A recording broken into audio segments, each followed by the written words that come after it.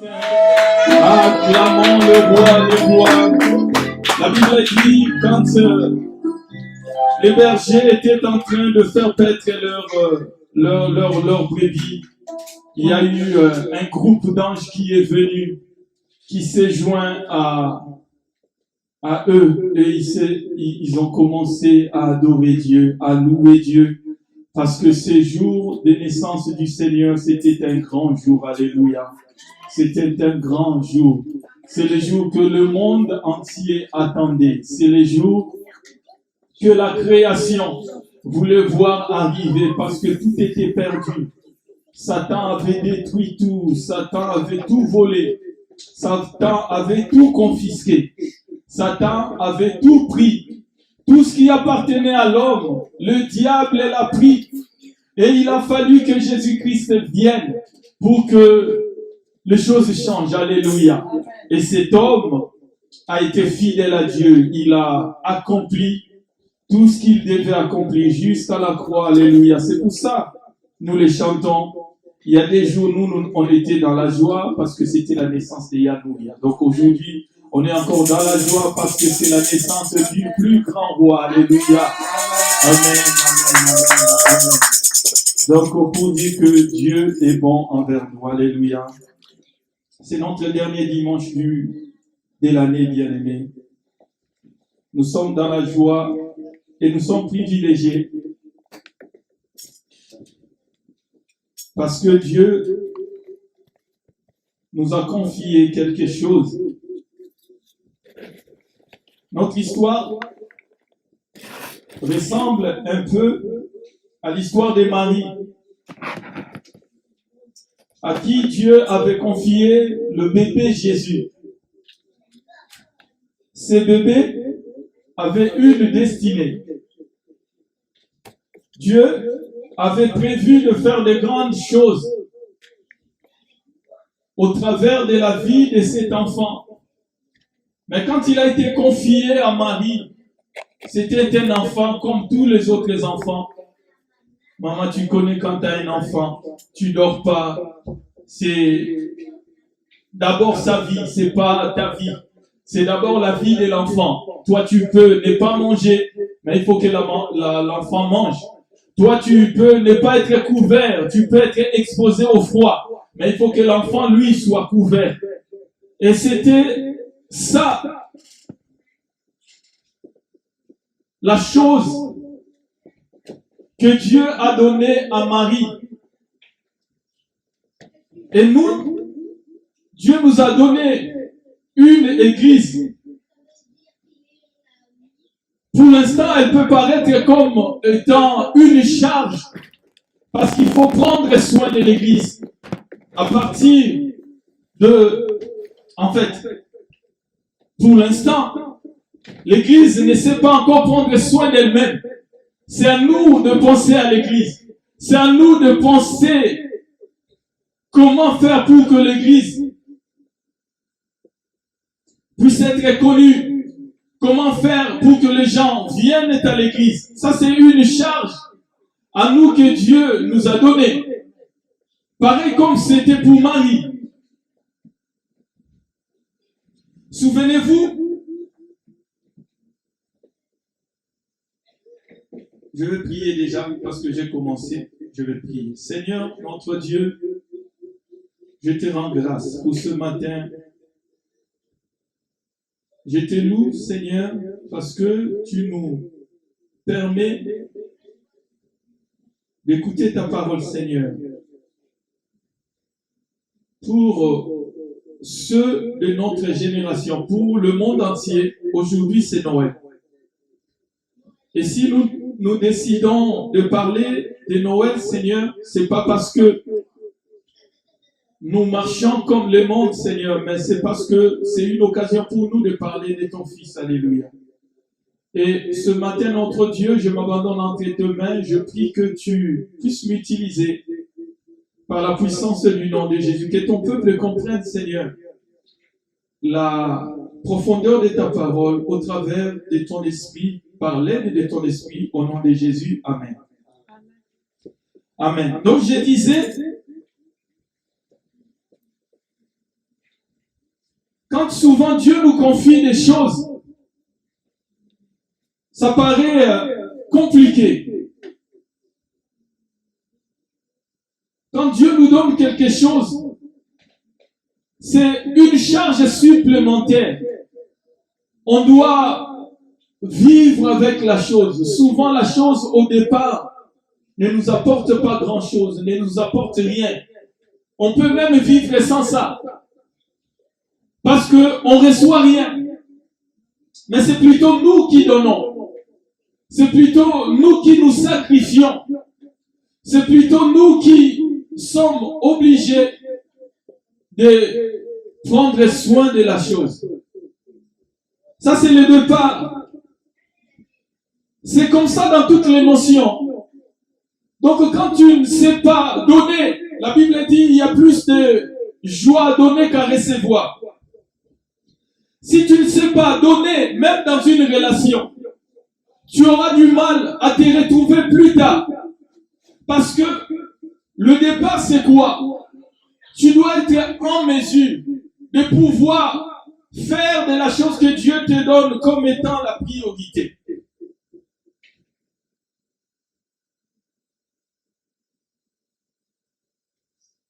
Et quand Jésus, le moment était arrivé pour lui de venir au monde, Dieu s'est choisi une femme.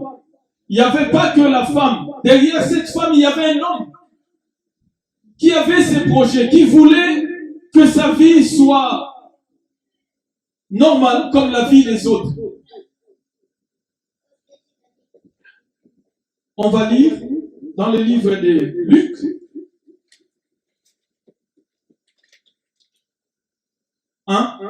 au verset 26. Au 6e mois, l'ange Gabriel fut envoyé dans une ville de Galilée, appelée Nazareth, auprès d'une vierge fiancée à un homme, Joseph, à un homme de la maison de David, nommé Joseph. Le nom de la vierge était Marie. L'ange entra chez elle et dit, je te salue, toi à qui une grâce a été faite. Le Seigneur est avec toi. Troublée par cette parole, Marie s'est demandé ce que pouvait signifier une telle salutation. L'ange lui dit, ne crains point, car tu as trouvé grâce devant Dieu. Marie était là. On a expliqué ce qu'elle était. Vierge, fiancée. Donc tout allait bien. Une bonne position. Elle avait déjà quelqu'un qui est venu la solliciter pour le mariage. Et c'est le moment que Dieu a choisi pour venir introduire son programme dans la vie de cette personne qui a marché dans la crainte de Dieu. Dans la vie de cette personne qui a voulu honorer sa religion parce que c'était des Juifs, qui a voulu honorer ses parents parce que certainement elle avait des parents. Au verset 31, la Bible dit, voici, tu deviendras enceinte. Quelle histoire! Et tu enfanteras un fils, et tu lui donneras le nom de Jésus. Il sera grand, et sera appelé fils du Très-Haut. Et le Seigneur Dieu lui donnera le trône de son père, le trône de David, son père. Il régnera sur la maison de Jacob éternellement et son règne n'aura pas de fin. Et Marie dit à l'ange, comment cela se fera-t-il puisque je ne connais point d'homme? L'ange lui répondit, le Saint-Esprit viendra sur toi et la puissance du Très-Haut te couvrira de son ombre. C'est pourquoi le saint enfant qui naîtra de toi sera appelé fils de Dieu.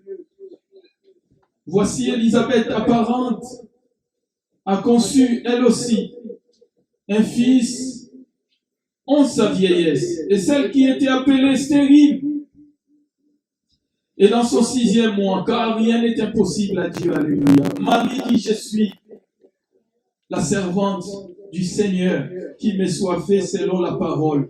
Et l'ange la quitta. Alléluia. Situation compliquée. Il n'a pas fallu beaucoup de temps pour Marie, pour que sa vie bascule en fait. Dès que l'ange est venu à lui, tout a changé après.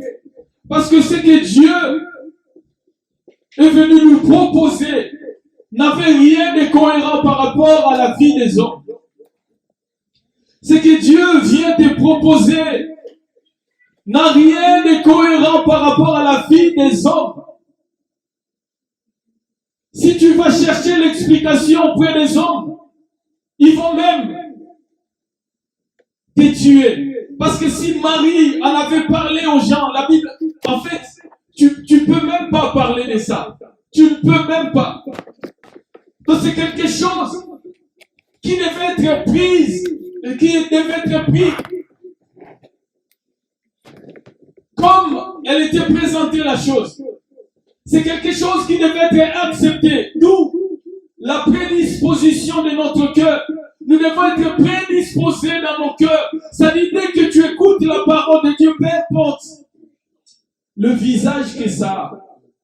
Mais si tu reconnais que c'est la parole de Dieu, agis. Soumets-toi.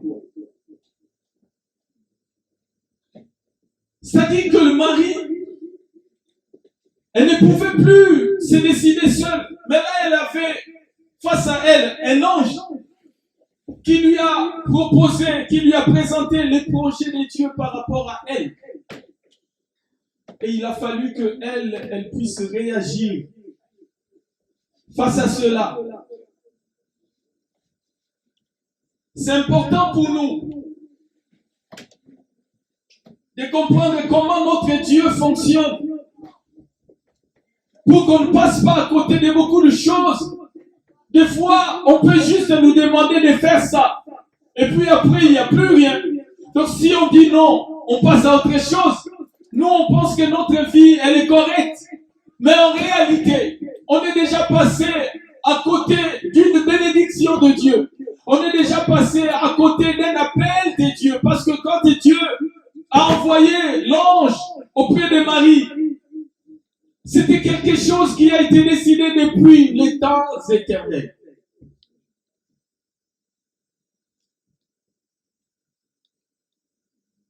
Mais il a fallu que Marie réagisse. Et pour que tu puisses être dans la capacité de réagir par rapport à ce que Dieu te présente, il te faut avoir une prédisposition du cœur. On a présenté cette femme comme étant vierge et fiancée.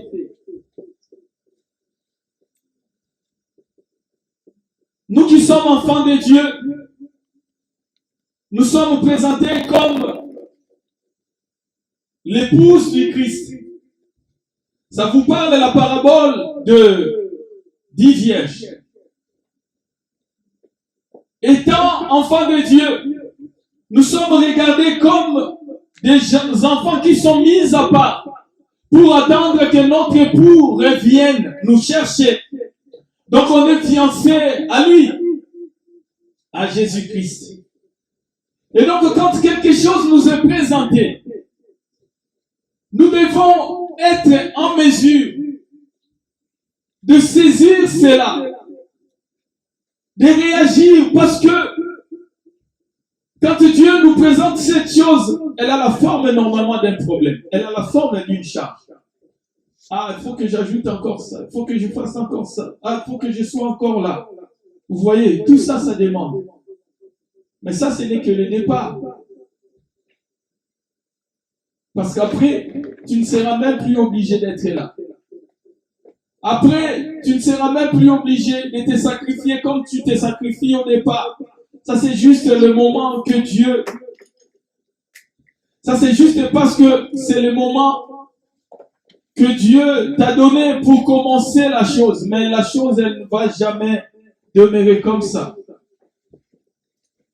Donc, il a fallu que Marie se sacrifie, qu'elle mette de côté l'intérêt de son mariage. En plus, c'était une jeune fille. Elle avait des rêves par rapport à son mariage.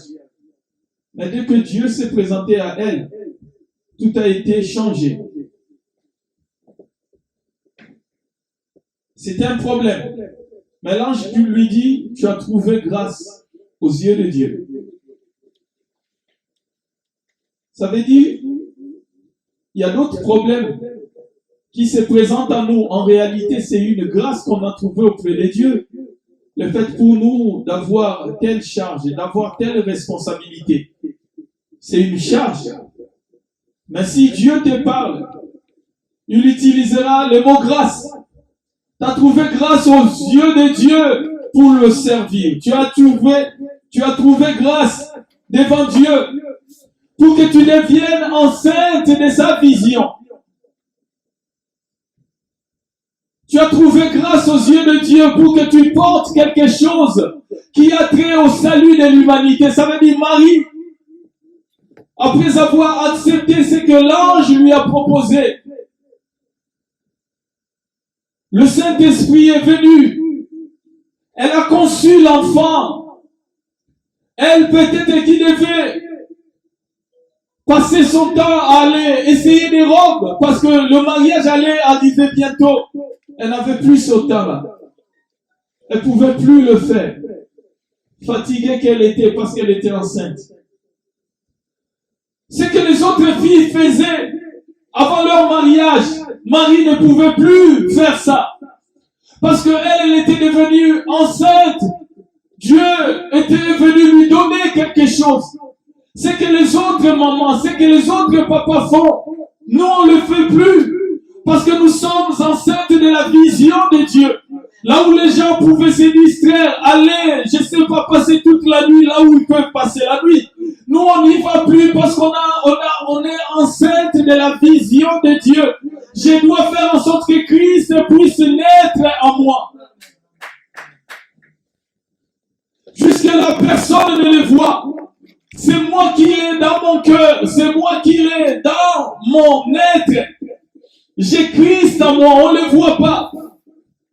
Mais pour que cet enfant-là puisse grandir, pour que cette vision que Dieu a mise en moi puisse prendre du volume, il me faut être prudent là où je marche.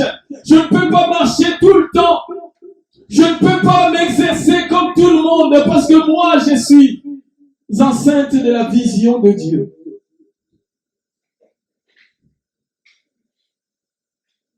Donc, il n'y a pas seulement le fait d'accepter.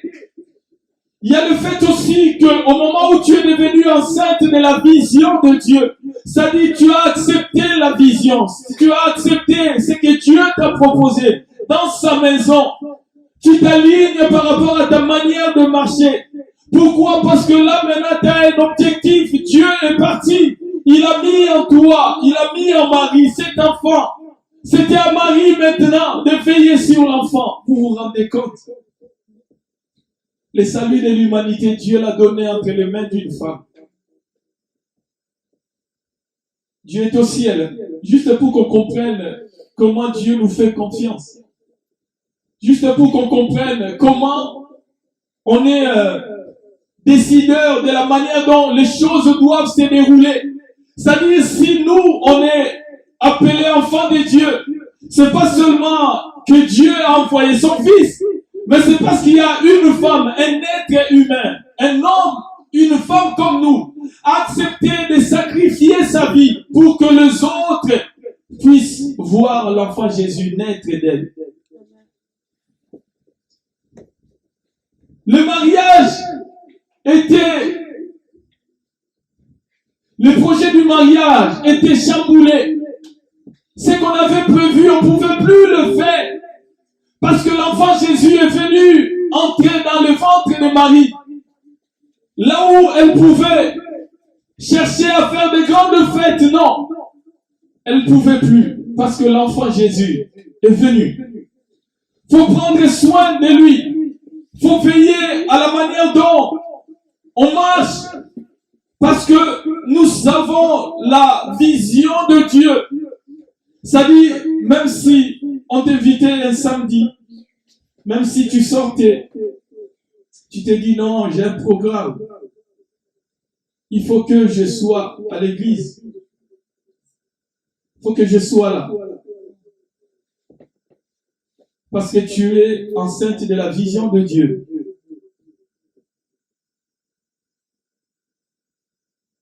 Et que par toi, Dieu puisse toucher. Et que par toi, Dieu puisse faire du bien aux autres.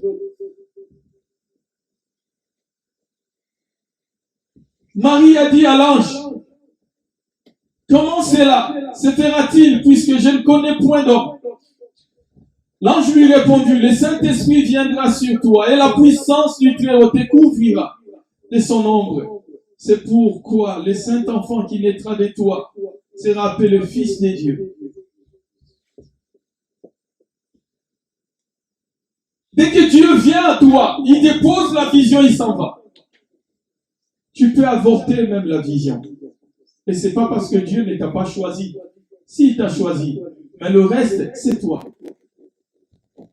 Le reste, c'est nous. Le reste, c'est moi. Comment je me sacrifie par rapport à ce que Dieu a présenté dans ma vie. Marie a fait que la grossesse devienne une priorité, alors qu'elle était déjà fiancée. Elle a mis la chose de Dieu au devant de tout. Donc pour Marie, il a fallu maintenant devenir maman que de chercher d'abord à se marier avec Joseph. Parce que ça a emmené des problèmes dans leur couple. Il y a eu des problèmes. La vision de Dieu t'amènera des problèmes. Mais c'est à toi de comprendre que le Dieu qui t'a confié la mission prendra soin du reste. La Bible dit, cherchez premièrement le royaume et la justice de Dieu. Et le reste vous sera donné par-dessus. Ça veut dire, si tu cherchais dans ton cœur, tu avais le souci d'être en paix avec tout le monde. Pardon. Et que la vision de Dieu, par exemple, fait en sorte que tu n'aies plus le temps d'être avec tes amis, de ne plus être avec tes copines ou tes amis. Dieu lui-même prendra soin. Parce que Joseph, quand il a entendu cette histoire, il a dit non, Marie, là, je pense qu'il faut qu'on mette fin. C'est un problème. Et ce problème, l'ange a dit que c'était une grâce. L'ange lui a dit, tu as trouvé grâce auprès de Dieu. Mais cette grâce-là, par rapport aux hommes qui cherchent, en fait, t'ouvre la porte au problème. Maintenant, c'est à toi de comprendre que ce que Dieu t'a dit, c'est ce qui est vrai. Ce que les autres te disent, ce que les autres voient, ce que les autres comprennent, c'est pas ça la vérité. De toutes les femmes, il n'y a pas une femme qui est comme Marie. La Bible dit, d'entre toutes les femmes, tu as trouvé grâce. Il n'y a pas une femme comme Marie. La plus grande femme, c'est pour ça même, les catholiques l'ont élevée, parce qu'ils ont vu les sacrifices qu'elle a fait. Marie, c'est pas n'importe qui. Et comprenez que rien n'est nouveau sous le soleil. La manière dont Marie a été secouée dans son projet, dans sa vie, nous aussi, Dieu fait pareil. Des fois, il vient nous chercher, alors que nous, on avait une autre priorité. Des fois, il vient nous placé dans un endroit où nous, on ne pensait même pas. On ne voulait pas être devant, mais lui, il veut que je sois devant. Par rapport à elle, c'était pas la grossesse qui devait venir. Par rapport à elle, c'était pas l'histoire d'enfant qui devait venir. Mais Dieu a fait que ça soit maintenant ça. Mais en tant qu'enfant de Dieu, il faut que toi, tu comprennes que ce qui t'arrive, c'est pour que toi, tu puisses accéder à un niveau d'élévation qu'aucun homme ne peut t'amener.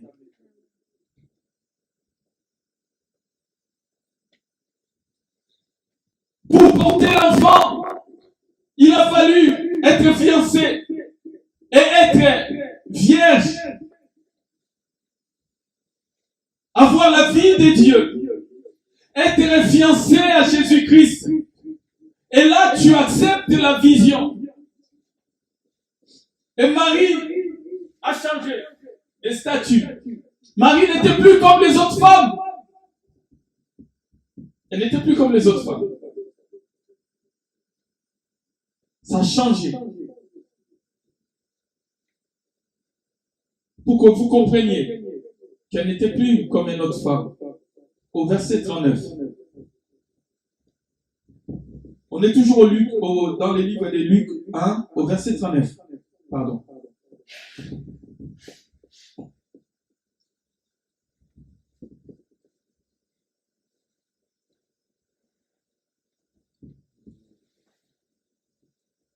L'ange la quitta. Maintenant, Marie, elle commence à vivre dans la dimension de Dieu parce qu'elle a accepté. Quand tu acceptes ce que Dieu te propose, maman, tu changes. Tu rentres dans une autre dimension. L'ange te quitte. L'envoyé de Dieu s'en va. Dès que toi, tu as répondu oui à l'appel de Dieu, c'est fini. Une autre dimension. Au verset 39. Dans ce même temps, Marie s'éleva. Elle n'était plus assise, elle s'est levée. Et s'en alla en hâte vers les montagnes. Vers les montagnes. Dans une ville de Juda. Elle entra dans la maison de Zacharie. Et salua Élisabeth. Élisabeth, c'était sa cousine. Jusque-là, c'était des cousines. Certainement, elles se retrouvaient comme des filles d'une même famille. Mais là, depuis que Marie a accepté ce que l'ange lui a présenté, Marie a changé. Ce n'était plus une simple cousine. La Bible dit au verset 41, dès qu'Élisabeth entendit la salutation de Marie, son enfant tressaillit dans son sein et elle fut remplie du Saint-Esprit. C'est-à-dire que Marie, elle te parle comme ça. Tu reçois le Saint-Esprit. Elle a salué sa cousine. Elle lui a parlé juste comme on parle tous les jours. Chaque matin, on salue ceux de nos maisons. Chaque matin, on salue les gens qu'on croise. Mais puisque elle s'est levée dans la dimension de Dieu, une simple salutation remplit la personne qui l'écoute du Saint-Esprit. Là, c'est pas quelqu'un qui a prié pour avoir un grand ministère. Elle a juste accepté ce que Dieu lui a proposé. Et du coup, elle s'élève, elle va voir sa cousine. Elle parle comme ça. La cousine, elle est remplie du Saint-Esprit. Qui va penser à ça? Qui va prier? Parce que nous, on aime souvent prier, on aime demander. Mais là, on est en face de quelqu'un qui n'est pas dans la demande. On est en face de quelqu'un qui a écouté, qui a accepté ce que Dieu lui a proposé. Du coup, ça l'a rendu fort. Ça l'a fait monter à une autre dimension. Marie te salue comme ça, t'es rempli du Saint-Esprit. C'est plus comme nous quand on prie. Reçois le Saint-Esprit. Non, Marie te salue comme ça, rempli du Saint-Esprit. Avant même que le Saint-Esprit soit envoyé, les apôtres ont dû attendre dans la chambre haute pour recevoir le Saint-Esprit. Élisabeth, Marie la salue comme ça, remplie du Saint-Esprit.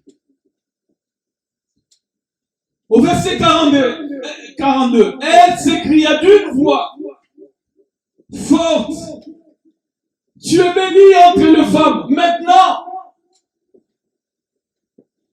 on commence à voir en elle qu'elle est bénie entre les femmes, c'est-à-dire, tu trouves les femmes, au milieu de ces femmes, Marie est bénie. Elle n'est pas bénie parmi les femmes qui sont bénies, non, elle est bénie d'entre les femmes. Entre les femmes. Et le fruit de ton sein est béni. Comment m'est-il accordé, au verset 43, que la mère de mon Seigneur vient auprès de moi? Ça veut dire qu'Élisabeth commence à prophétiser maintenant.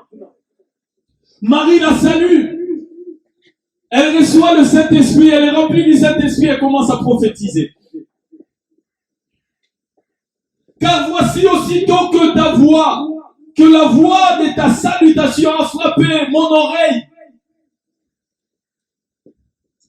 l'enfant a tressailli d'allégresse dans mon sein. C'est-à-dire, le bébé qui était dans le sein de la cousine Élisabeth a commencé à tressaillir de joie. Juste au son de la salutation de la tante Marie, parce que Marie était la tante de Jean-Baptiste. Au verset 45, heureuse celle qui a cru, parce que les choses qui lui ont été dites de la part du Seigneur auront leur accomplissement. Les choses qui te sont dites de la part de Dieu bien-aimé, elles vont s'accomplir. Tu dois être heureux. Ne doute pas. Ne laisse pas la place au doute. Ne regarde pas l'aspect humain. Ne regarde pas ce qui est autour de toi. Parce que si Marie avait regardé ses fiançailles, si Marie avait pensé à Joseph, elle pouvait dire à l'ange, écoute ange, au moment où tu viens, je suis pas seul dans ma vie, j'ai quelqu'un avec qui je suis fiancé. Donc si tu peux revenir demain, j'irai le voir. Et comme ça, après, on en parlera.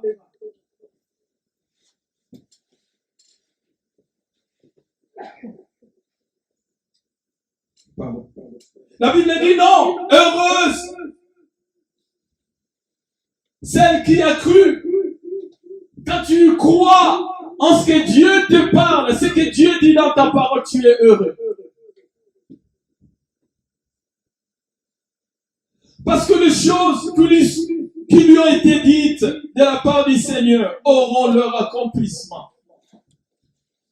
Et Marie dit, mon âme exalte le Seigneur, et mon esprit se réjouit en Dieu, mon sauveur, parce qu'il a jeté les yeux sur la bassesse de sa servante.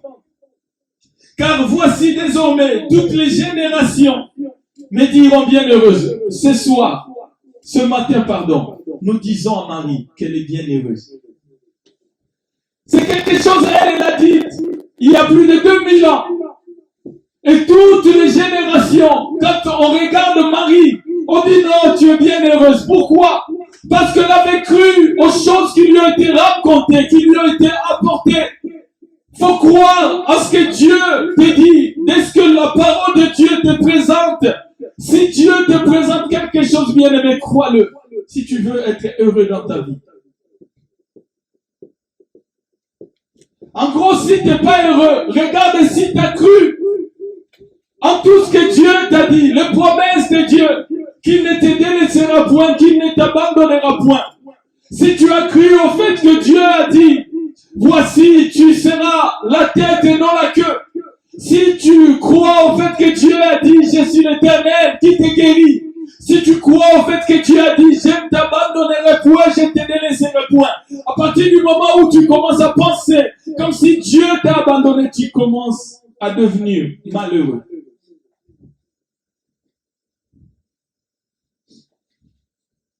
Ça, c'est pas Dieu qui a dit. Marie a dit, les générations me diront bienheureuses parce que le Tout-Puissant aura fait pour moi des grandes choses. C'était quoi les grandes choses? Un bébé qui t'a posé des problèmes dans tes fiançailles. Mais puisqu'elle a la dimension de Dieu, elle parle des grandes choses, elle parle pas des problèmes.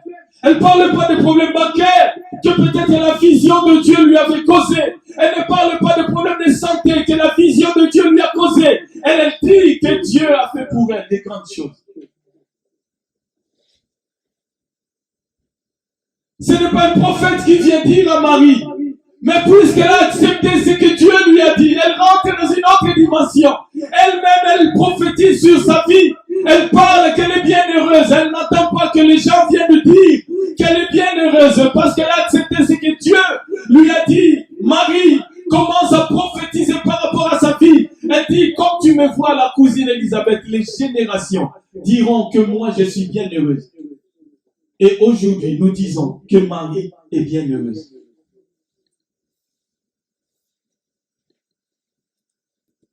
Et sa miséricorde, verset 50, s'étend dans Jana sur ceux qui le craignent. Il a déployé la force de son bras et il a dispersé. Regarde là où Marie va. On t'a juste donné un enfant. Et cet enfant posait des problèmes dans tes fiançailles. Mais elle, puisqu'elle a accédé à une autre dimension par le fait qu'elle a accepté la peine de Dieu, ce que Dieu lui a présenté, maintenant elle prophétise bien aimé. Elle dit, il a dispersé. Dieu n'a dispersé personne. Dieu ne lui a donné qu'un enfant. Dieu, quand il te donne la vision, il ne touche pas les ennemis, il te présente juste soir, peut-être servante ou serviteur dans la maison de Dieu. C'est tout ce qu'il te présente. Mais, quand tu acceptes cela, tu rentres dans une autre dimension. C'est là que tu te rendras compte. Même la pauvreté qui était toujours là va partir. C'est là que tu te rendras compte. La maladie qui a toujours été avec toi est partie. C'est là que tu te rendras compte. La solitude que tu avais toujours est partie. Non pas parce que tu l'as chassé. C'est juste parce que tu as accepté de rentrer dans la paix de Dieu. C'est ta paix qui t'a posé des problèmes au départ. Mais après, la Bible dit, c'est avec l'arme qu'on jette la sémence. Et c'est avec des cris de joie qu'on va faire la moisson. Il a dispersé ceux qui avaient le cœur des pensées orgueilleuses. Ça dit auprès de Marie, ceux qui avaient les pensées orgueilleuses ne pouvaient pas s'approcher. Par le fait pour elle d'être enceinte de l'enfant Jésus, tous ces gens-là écartés. Des gens bizarres ne viendront même plus frapper à ta porte. Tu ne seras plus obligé de faire en sorte que non, lui là, je l'aime pas, il faut qu'il s'en aille, elle est là, il faut qu'elle... Non! Le fait pour toi d'accepter la vie de Dieu, la Bible dit, la main de Dieu va disperser ces gens-là bizarres. Sinon, tu vas être comme dans des églises où on cherche des sorciers partout. Non! Toi, tu as juste à accepter la peine de Dieu. Et Dieu, il va déployer sa droite toute puissante. Le problème qui voulait te soumettre sous sa domination, Dieu va s'en occuper. Pourquoi? Parce que toi, tu as accepté de devenir enceinte de l'enfant Jésus. Alléluia.